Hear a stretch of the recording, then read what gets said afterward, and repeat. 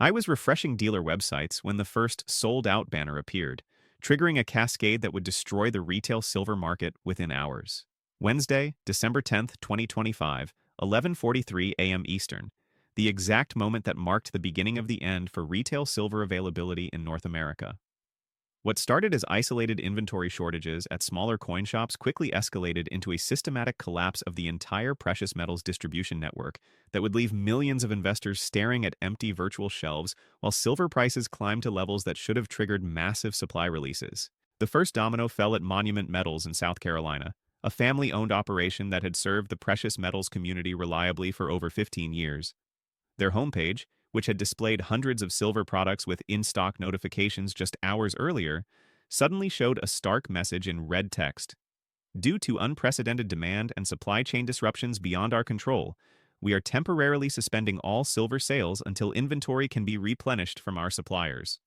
The timestamp on their notice read 11:43 a.m., but I knew from monitoring their inventory levels through automated tracking software that they had been operating with dangerously thin stock for weeks. Within minutes, my phone started buzzing with alerts from the comprehensive inventory monitoring system I had programmed to track major dealers across North America. The alerts came in rapid succession like dominoes falling in perfectly timed sequence.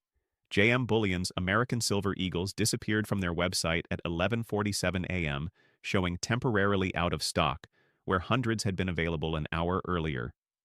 APMEX marked their monster boxes as temporarily unavailable at 11:51 a.m., their premium silver rounds following just minutes later. By noon Eastern Time, SD Bullion had suspended all silver coin sales, posting an urgent notice that they were experiencing unprecedented demand that has temporarily exhausted our available inventory and forced us to suspend sales until our supply chain can be restored. Golden State Mint followed at 12:07 p.m., then Provident Metals at 12:15 p.m.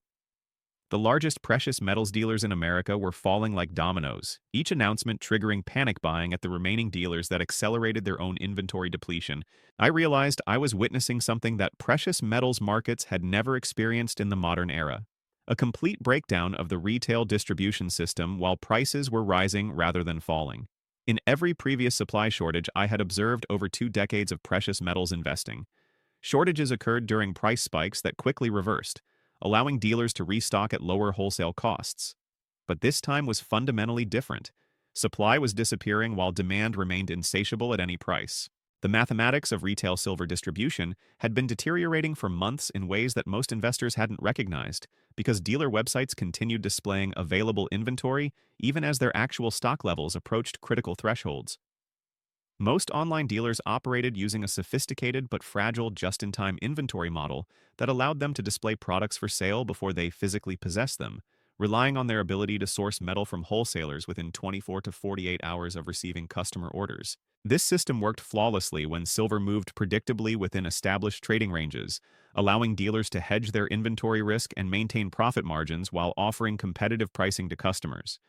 They could take your order for 100 Silver Eagles on Monday, source them from their wholesaler on Tuesday, and ship them to you by Friday without ever holding significant inventory that tied up their working capital or exposed them to price volatility.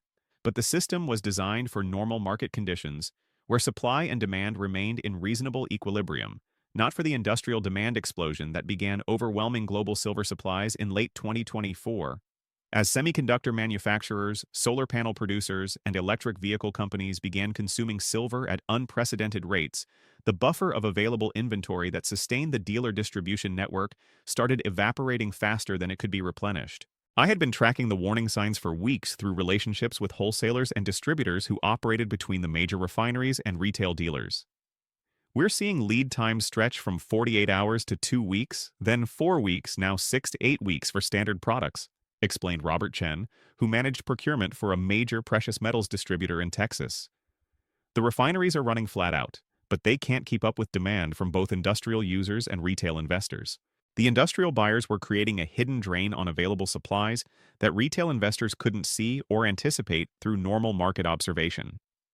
When Samsung needed 2 million ounces for their solid-state battery production lines, they didn't visit dealer websites or compete in retail markets. They called refineries directly and offered premiums of 15–20% above spot prices that guaranteed priority allocation and immediate delivery. Their procurement contracts bypassed the entire retail distribution network, removing massive quantities of silver from the supply pool before it ever reached dealers. When Tesla required silver paste for their gigafactory solar panel production, they approached the situation with the same strategic thinking that had revolutionized the automotive industry. Rather than purchasing silver through traditional commodity markets, they negotiated long-term supply agreements with mining companies, effectively financing mine expansion in exchange for guaranteed delivery of unrefined silver ore at fixed prices. This vertical integration strategy insulated them from spot price volatility while ensuring supply continuity for manufacturing operations that couldn't tolerate interruption.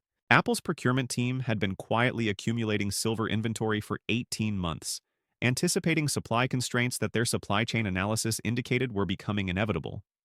Their strategic stockpiling program involved purchasing silver through dozens of different suppliers to avoid creating observable market impact, but the cumulative effect was to remove tens of millions of ounces from available supplies while maintaining the appearance of normal demand patterns. First Solar's industrial consumption represented one of the largest and most consistent drains on global silver supplies, consuming approximately 200,000 ounces monthly for their photovoltaic panel manufacturing operations.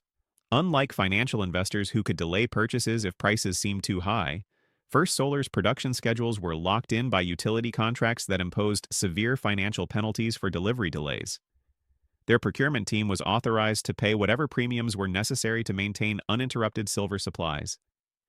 Chinese electronics manufacturers were consuming silver at rates that dwarfed traditional investment demand, using the metal for everything from smartphone circuits to high-voltage power transmission equipment. Companies like BYD, Foxconn, and China Electronics Corporation were purchasing silver through state-controlled trading entities that operated with effectively unlimited budgets and timelines measured in decades rather than quarters. The automotive industry's transition to electric vehicles was creating an entirely new category of silver demand that hadn't existed 5 years earlier. Every Tesla Model S required approximately 75 grams of silver for battery management and electromagnetic shielding.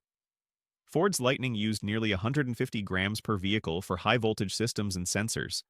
This consumption was growing exponentially as production scaled to meet federal mandates. This industrial consumption was invisible to retail markets until it overwhelmed the supply chain's ability to serve both sectors simultaneously. The refineries found themselves allocating an increasing percentage of their production to industrial contracts at premium prices, leaving less material available for the wholesale distributors who supplied retail dealers. The dealers, unaware of how severely their supply chain was being constrained, continued accepting orders from retail customers until the moment their wholesalers could no longer deliver. The breaking point came when several major industrial users simultaneously accelerated their purchasing programs in response to intelligence about potential supply disruptions. Apple quietly doubled their silver procurement targets for Q1 2026 after their supply chain analysis indicated that component shortages could delay iPhone production. Ford's procurement team received authorization to purchase 6 months of silver inventory in advance, rather than their normal 30-day supply, effectively removing millions of ounces from the available supply pool. These industrial stockpiling decisions created a cascading shortage that rippled through every level of the distribution network within days. The wholesalers who supplied retail dealers found themselves unable to source adequate inventory from refineries that were prioritizing industrial contracts. The dealers who served individual investors discovered that their wholesalers couldn't fulfill orders that had been routine just weeks earlier. By Wednesday morning, the retail distribution system was operating on fumes, with most dealers holding less than 72 hours of inventory while continuing to accept orders from customers who had no idea how precarious the supply situation had become. The first dealer to acknowledge reality and suspend sales triggered a psychological tipping point that forced others to admit they were selling silver they couldn't deliver. The response from remaining dealers revealed just how desperate the supply situation had become. Provident Metals raised premiums by 40% overnight, hoping higher prices would slow demand. Liberty Coin suspended new orders while trying to fulfill their backlog. Golden State Mint converted to pre-order only with 8 to 12-week delivery dates. BGASC limited customers to 100-ounce maximum orders while Money Metals created a two-tier market with premium pricing for immediate delivery. Local coin shops faced severe challenges, many closing temporarily or charging $20 or $25 premiums above spot prices. The pre-order strategy exposed fundamental problems as dealers accepted money for silver they didn't own or couldn't source from wholesalers. They were gambling on finding future inventory at reasonable prices, using customer payments as working capital while their business model collapsed. I realized that the sold-out banners appearing across dealer websites represented more than temporary inventory shortages. They marked the transition from a functioning distribution system to a rationing system where access to physical silver would be determined by factors other than simple market pricing. The dealers were acknowledging that they could no longer guarantee delivery of products they advertised, fundamentally breaking the trust relationship that sustained retail precious metals commerce. The psychological impact on investors was immediate and profound, as they discovered that wealth stored in digital accounts or paper investments couldn't be quickly converted into physical silver regardless of their willingness to pay market prices. Forums and social media platforms erupted with frustrated posts from people who had waited years for silver prices to reach these levels, only to discover that the metal had become effectively unavailable to individual buyers. "I've been watching silver for 5 years, waiting for it to break above $60, posted one investor on Reddit's Wall Street Silver Forum. "Finally happens and I can't buy a single ounce anywhere. Called 15 dealers, checked every website. Everything's either sold out or on 3-month delay. How is this possible when the price is only $62?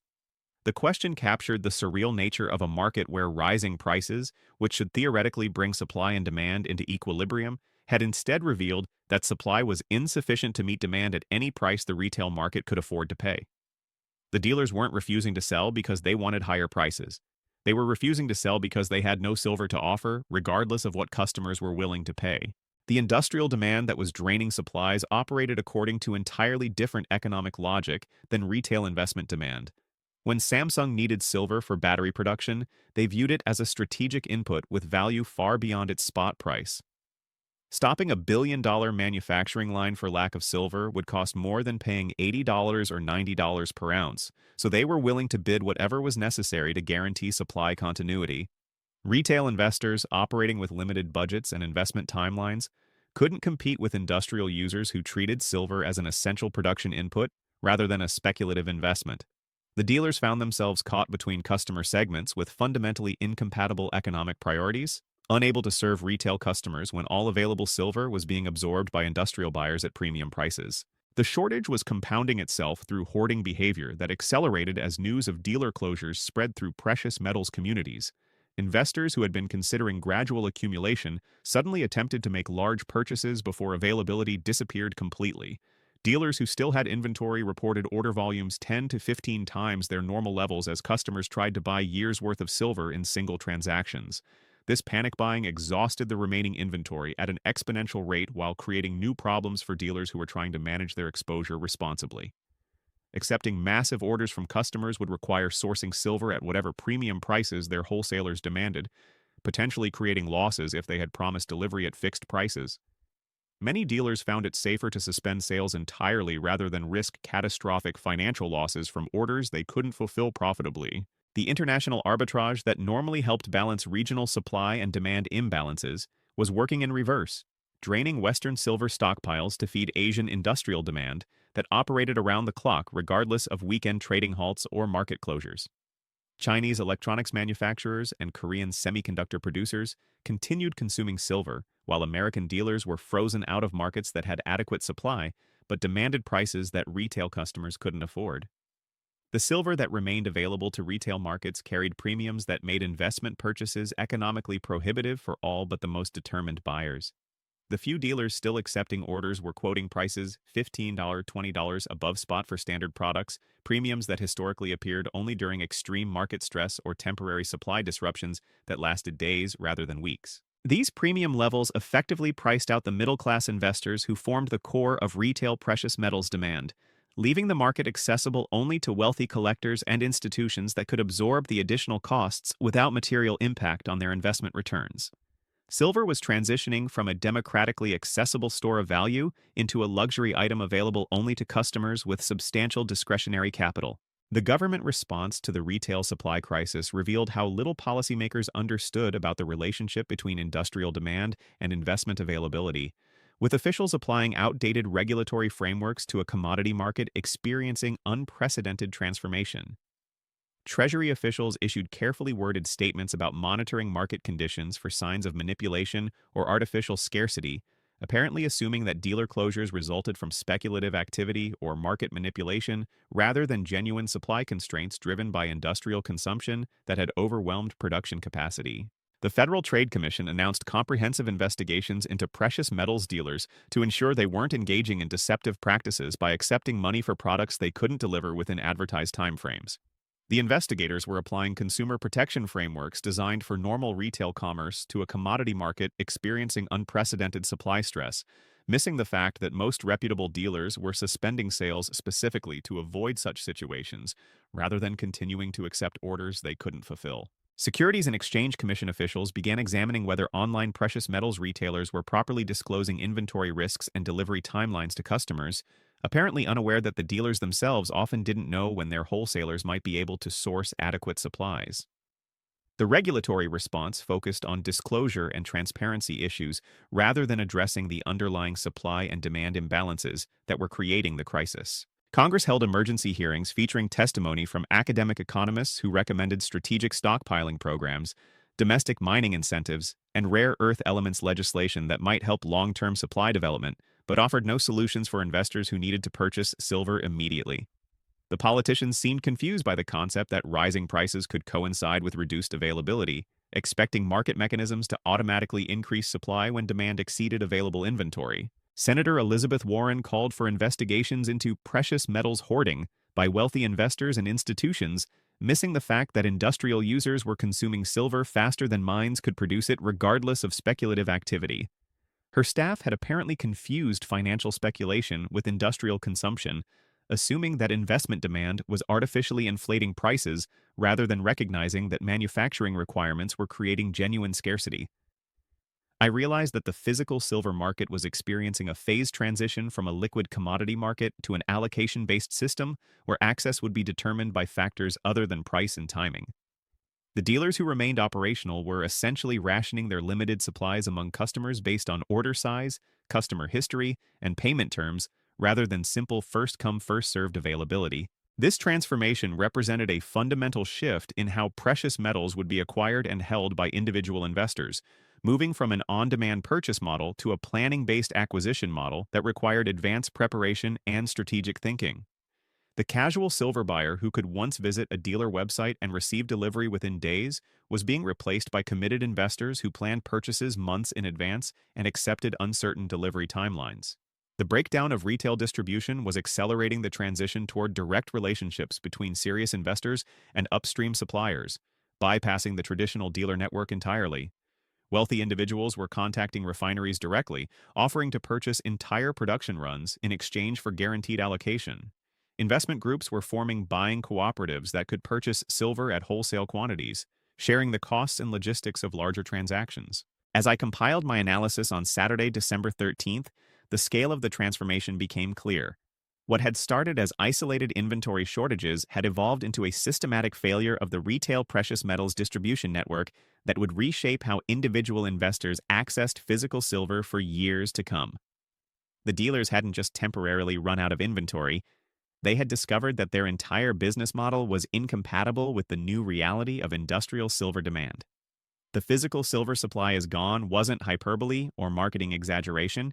It was an accurate description of the retail market's inability to source silver at prices that individual investors could afford to pay. The silver existed, but it was flowing directly from refineries to industrial users at prices and in quantities that excluded retail participation. The dealers who froze sales were acknowledging a truth that the paper markets hadn't yet recognized. Physical silver had become a strategic industrial material that happened to trade on financial exchanges, rather than an investment commodity that happened to have industrial applications. That fundamental shift changed everything about how silver would be priced, allocated, and accessed in the emerging scarcity economy. Individual investors who owned physical silver before the distribution system collapsed would benefit enormously from the transition, holding assets that had become genuinely scarce and increasingly difficult to acquire. Those who had waited for lower prices or planned to begin accumulating silver gradually discovered that their window of opportunity had closed permanently, replaced by a market structure that favored large-scale, long-term planning over opportunistic purchasing decisions. The frozen dealer websites weren't temporary inconveniences. They were tombstones marking the end of an era when precious metals could be acquired on demand by anyone with sufficient cash and internet access. The physical silver supply hadn't disappeared from Earth, but it had disappeared from the reach of ordinary investors who could no longer compete with industrial users operating under different economic constraints and priorities.